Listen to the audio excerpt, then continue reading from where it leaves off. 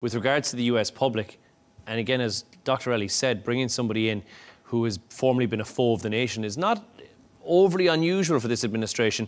But what is unusual is that we're now seeing this palsy-walsy connection between both Syria and the US that we haven't seen before. How have the US public kind of reacted to that? Is there trepidation about Al-Sharaa and his history?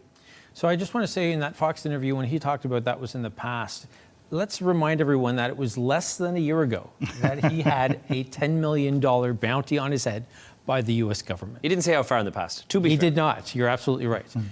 I think that the White House, if they wanted this to receive as little attention as possible, they got lucky because the US government shutdown was coming to an end, and that took over a lot of what the media were covering. Also because the Syrian leader went into the White House through the side door. There wasn't the traditional press spray, as there often is, where Donald Trump takes questions. It was photographs that were released after the fact. These were all working to the White House's advantage if they didn't want the American people to question it too much.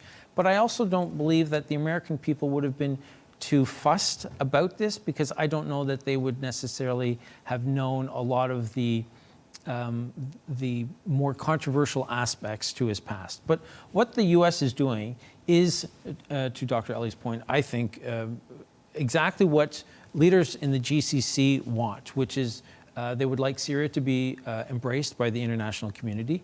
And to his credit, the Syrian leader is in fact doing everything that he can. But the international community and the U.S. have to take that trust but verify approach, which is trust him, but then they have to make sure that they're verifying everything that it is he says he will do, so that they can in fact make sure that they repeal the Caesar Act, for instance, so that then there can be U.S. investment in Syria, which is what everybody wants, so that the country becomes much more successful than it has been over 14 years of civil war, and then of course the 53 years under the Assads.